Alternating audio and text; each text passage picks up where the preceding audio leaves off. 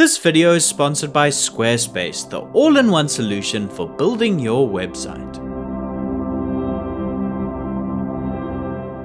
If you've ever taken a filmmaking course, you've likely been taught a set of rules, guidelines presented as things to follow, or mistakes to avoid. While these can be helpful for beginners, offering a foundation to build on, they often become a problem when they're treated as fixed laws rather than flexible tools. Especially when many of the most innovative and influential filmmakers have built their work by deliberately breaking them. Today we'll look at 5 of these commonly taught filmmaking rules, why they aren't as absolute as they're often presented, and when and why it can make sense to break them.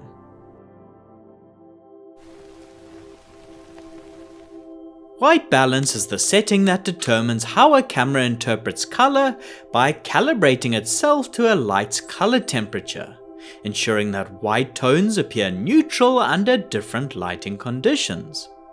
The conventional rule is to set your camera's white balance to match your primary light source, and to avoid mixing lights with different color temperatures within the same scene. While this approach can produce a clean and technically accurate image, it can also lead to lighting that feels a bit too neutral and emotionally flat. Many filmmakers intentionally break this rule by introducing contrast between warm and cool sources. A common approach is to key a subject with a light that matches the camera's white balance, say 3200 Kelvin, while allowing other sources in the frame to skew cooler, around 5600 Kelvin.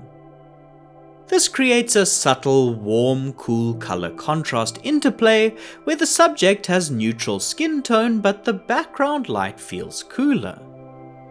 It can be used to make characters stand out from their environment or create more dimensionality by placing different color sources in the foreground and background.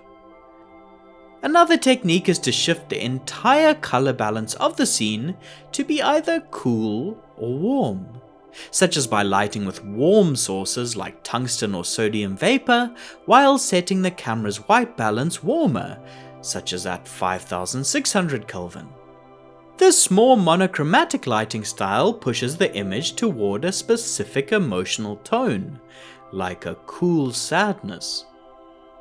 Another popular technique is to use many different mixed light sources. These may skew green, cool, warm, or to an RGB color value. Always matching white balances to the light source can feel realistic, but realism isn't always the goal.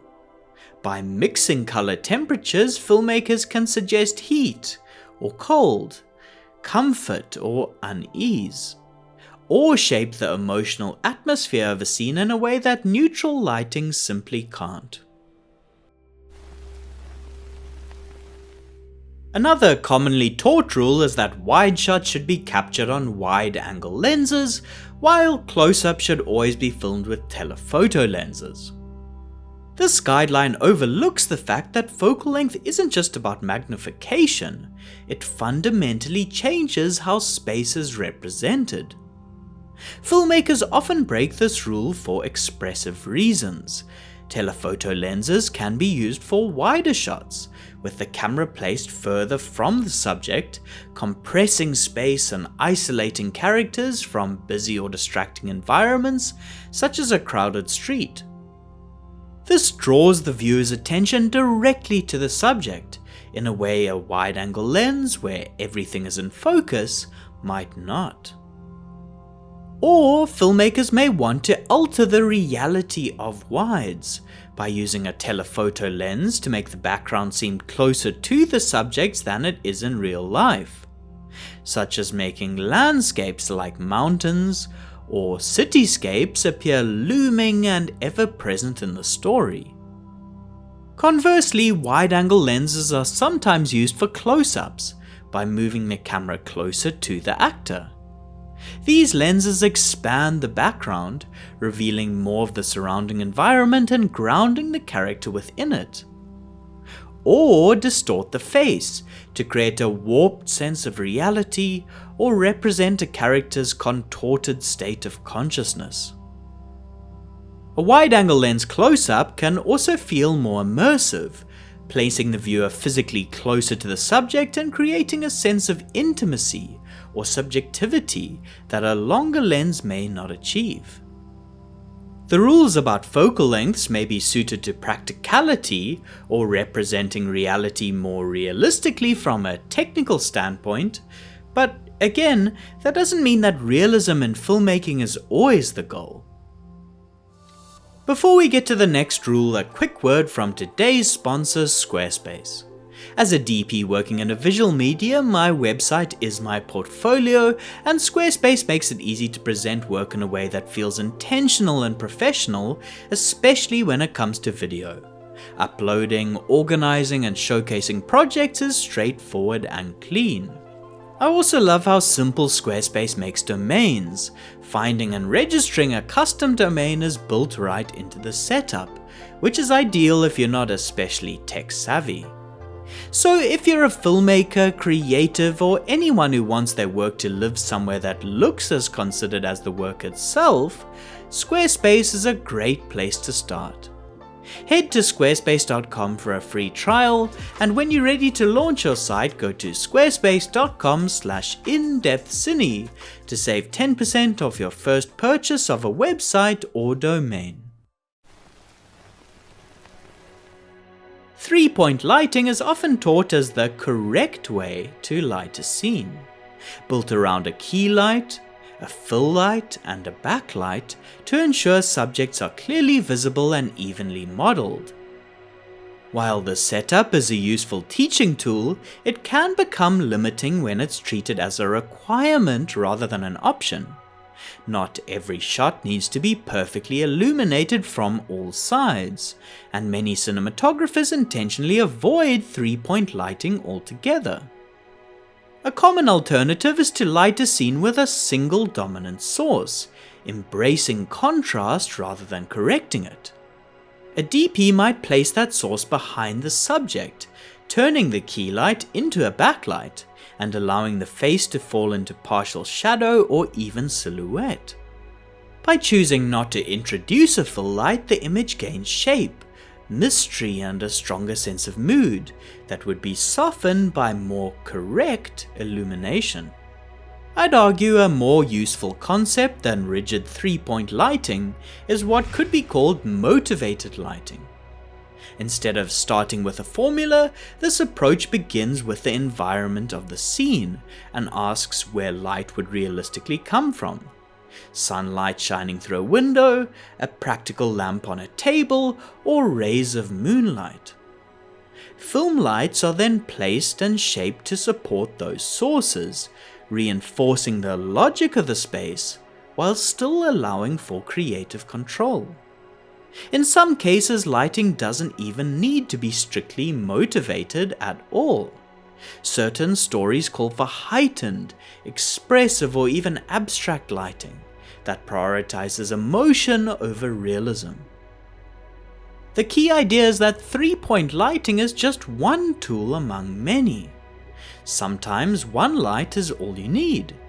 Not every story benefits from having its characters always evenly and perfectly lit.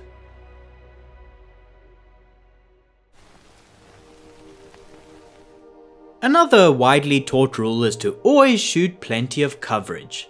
Multiple angles, wide, medium, and close-up shot sizes, and safety options, just in case something doesn't work in the edit. And in many situations, this approach makes sense.